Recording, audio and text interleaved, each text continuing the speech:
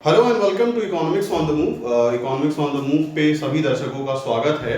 Last video जो हमने discuss की थी उसमें हमने ये बताया था कि जो टर्म 1 और टर्म 2 का सिलेबस बाइफर्केशन किया गया है, बांटा गया है सत्र 2021-22 यानी सेशन 21-22 के लिए, उसमें हमने क्लास 11 के इकोनॉमिक्स को डिस्कस किया था।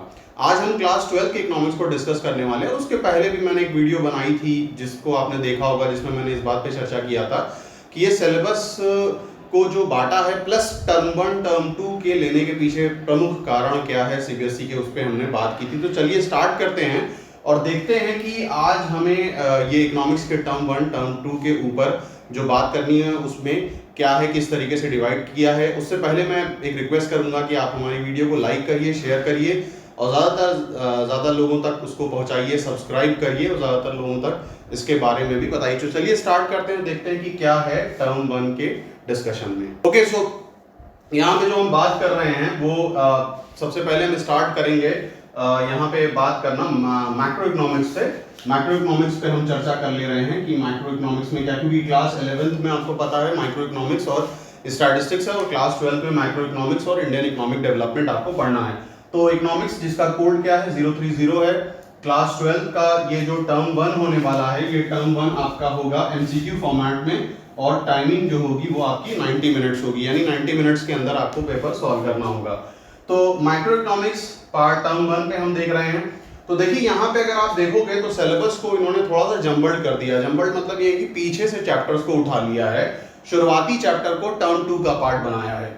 मनी एंड बैंकिंग ले लिया है, जो कि आप ये समझ सकते हो कि नेशनल इनकम के बाद आता है, उसको ले लिया है टर्म 1 में। वो कितने मार्क्स का है? 6 मार्क्स का है। लेकिन मनी एंड बैंकिंग तो ठीक है, शुरुआत में आ रहा है, लेकिन उसके बाद अगर हम देखें कि गवर्नमेंट बजट और बैलेंस ऑफ पेमेंट, यानी ये लास्ट और सेकंड लास्ट चैप्टर हुआ करते हैं और उसमें एक फॉरेन एक्सचेंज भी है। तो ये चैप्टर्स को जो है वो टर्म 1 का पार्ट बना लिया है और इन तीनों को जो वेटेज दिया है वो बराबर दिया है, यानी 6 मार्क्स का दिया है। मेरा अपना मानना है कि टर्म 1 में मैक्रो इकोनॉमिक्स के टर्म 1 में इन चैप्टर्स को इसलिए रखा है क्योंकि आपको पता है कि कोविड की वजह से जो स्कूल्स की क्लासेस हैं वो ऑनलाइन मोड पे चल रही हैं, ऑफलाइन मोड पे नहीं चल रही हैं।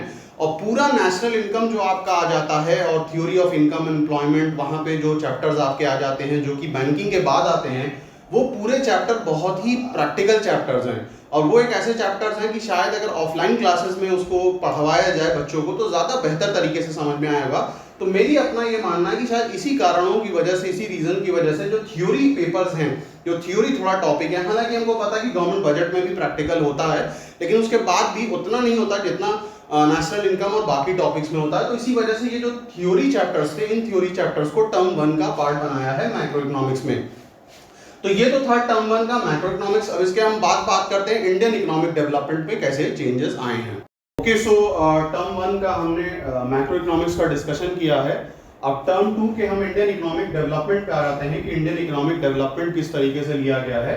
तो इंडियन इकोनॉमिक डेवलपमेंट में development experience and economic reform, आपको पता है ये शुरुआती चैप्टर्स हैं। तो जब हम डेवलपमेंट एक्सपीरियंस की बात कर रहे हैं तो यहाँ पे Indian economy on the eve of independence, यानी भारत की अर्थव्यवस्था आज़ादी के पास उससे पहले थोड़ा सा, यानी ब्रिटिश के दौर में और आज़ादी के टाइम में किस तरीके की थी। उसके बाद फिर इंडियन इकोनॉमी पे एक दूसरा डिस्कशन हो रहा है जिसमें इंडियन इकोनॉमी 1950 से 1990 तक किस तरीके से थी। उसका रीज़न ये है कि हमको पता है कि 1991 में लिबरलाइजेशन, प्राइवेटाइजेशन और ग्लोबलाइजेशन, यानी एलपीजी या फिर जिसको न्यू इकोनॉमिक रिफॉर्म कहा जाता है, वो इंडिया ने अडॉप्ट कर लिया था।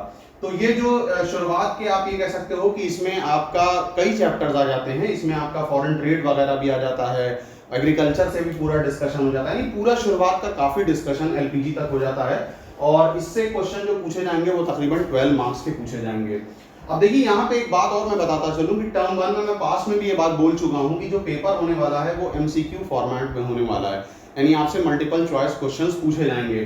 तो मैक्रो इकोनॉमिक्स में अभी हमने देखा कि 18 मार्क्स का क्वेश्चन आएगा और यहाँ पे कितना है 18 + 12 30 हो गया।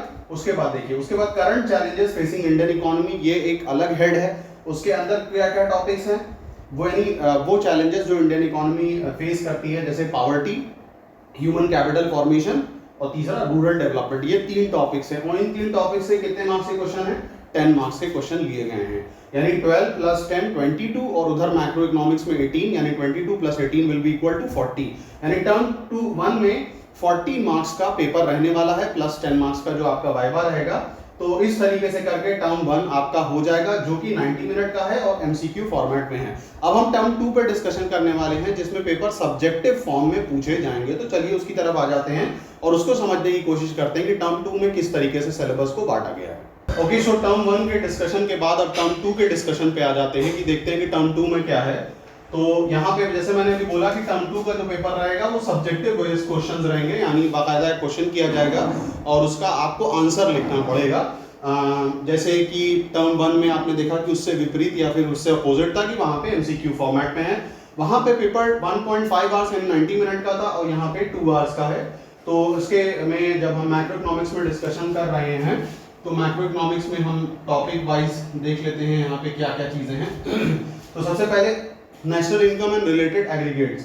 अब नेशनल इनकम की बात करें तो नेशनल इनकम में आपको पता है कि बहुत लंबा चौड़ा डिस्कशन है, उसमें जीडीपी का डिस्कशन है, जीएनपी का डिस्कशन है, सर्कुलर फ्लो ऑफ इनकम है, उसके बाद 3 मेथड्स हैं आपका इनकम मेथड है, एक्सपेंडिचर मेथड है, उसके बाद वैल्यू एडिशन मेथड है। ये सारे मेथड्स पे डिस्कशन है और ये मिला जुला के टोटल कितने मार्क्स का आने वाला है, 10 मार्क्स का पेपर आने वाला है। उसके बाद जो नेक्स्ट टॉपिक जो छोड़ दिया गया था, जो टर्म 1 में नहीं लिया था, जिसका मैं यहाँ पे जिक्र कर रहा था, उसको भी टर्म 2 का पार्ट बनाया गया है, यानी determination of income and employment. अब इसमें जैसे मान लीजिए कि aggregate demand and it's component हो गया, शॉर्ट रन इक्विलिब्रियम हो गया, problem of excess demand and deficit demand, ये तीनों चैप्टर को अगर आप देखोगे तो ये तीनों चैप्टर जो हैं वो एक प्रैक्टिकल बेस्ड चैप्टर है। काफी ग्राफ हैं, शेड्यूल हैं, क्वेश्चन बहुत तरीके के इसमें आ जाते हैं। तो इनको जो है 12 मार्क्स का टॉपिक बनाया गया है। आप में से जितने लोगों को इन टॉपिक्स को समझना हो, ऊपर मैंने प्लेलिस्ट शो कर दी है मैक्रो इकोनॉमिक्स की, वहां पे आप जाके नेशनल इनकम को और ये पूरे चैप्टर को देख सकते हो। और स्पेशली नेशनल इनकम की भी एक प्लेलिस्ट बनाई है, उसको भी मैं ऊपर शो कर दे रहा हूँ, उसको भी आप देख लीजिएगा। काफ़ी एक डिटेल में उसके ऊपर हमने चर्चा की है, डिस्कशन की है और नेशनल इनकम बहुत अच्छे से आपको क्लियर हो जाएगा, बहुत अच्छे से आपको समझ में आ जाएगा। तो ये तो था टर्म 2 का मैक्रो इकोनॉमिक्स जो हम आपके बारे में जिसके बारे में हम चर्चा कर रहे थे, और टोटल ये कितने मार्क्स का है, 22 मार्क्स का। तो अब देखते हैं कि रिमेनिंग 18 मार्क्स जो कि इंडियन इकोनॉमिक डेवलपमेंट का है, उसमें टर्म 2 में कौन कौन से चैप्टर्स को लिया गया है। ओके, सो यहाँ पे मैक्रो इकोनॉमिक्स के डिस्कशन के बाद टर्म 2 का इंडियन इकोनॉमिक डेवलपमेंट हम देख लेते हैं कि इंडियन इकोनॉमिक डेवलपमेंट में किस तरीके से सिलेबस का बाइफर्केशन किया गया है। तो यहाँ पे देखिए, तो एम्प्लॉयमेंट, इंफ्रास्ट्रक्चर और सस्टेनेबल डेवलपमेंट, इकोनॉमिक डेवलपमेंट, ये लास्ट के चैप्टर्स हैं, यानी एम्प्लॉयमेंट, इंफ्रास्ट्रक्चर और सस्टेनेबल इकोनॉमिक डेवलपमेंट को तकरीबन 12 मार्क्स का टॉपिक बनाया गया है। यानी 12 मार्क्स जो होंगे वो इन जहाँ से लिए जाएंगे।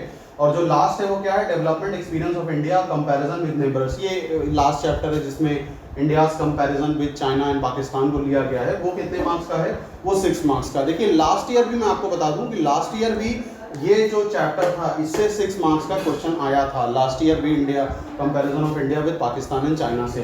तो उधर हमने देखा मैक्रो इकोनॉमिक्स टर्म 2 में कितने मार्क्स का था, 22 मार्क्स का था, और इधर कितना है, 18 मार्क्स का और 10 मार्क्स का वाइवा। तो ये हो गया आपके 50 मार्क्स का पेपर जो कि आपको टर्म 2 में फेस करना है। So that was all about, ये पूरा डिस्कशन था जो हम कर रहे थे इससे रिलेटेड, यानी टर्म 2 से रिलेटेड, और कुछ और डिस्कशन आगे भी करते रहेंगे। अभी इसके बाद हम अकाउंटेंसी और बीएसटी पे भी चर्चा करने वाले हैं। तब तक के लिए मैं रिक्वेस्ट करूंगा कि आप इस वीडियो को देखिए, लाइक करिए, शेयर करिए, ज़्यादा से ज़्यादा लोगों तक इसको पहुंचाइए ताकि वो भी सब्सक्राइब करें। So stay blessed guys and keep on economics on, keep on watching economics on. Thank you.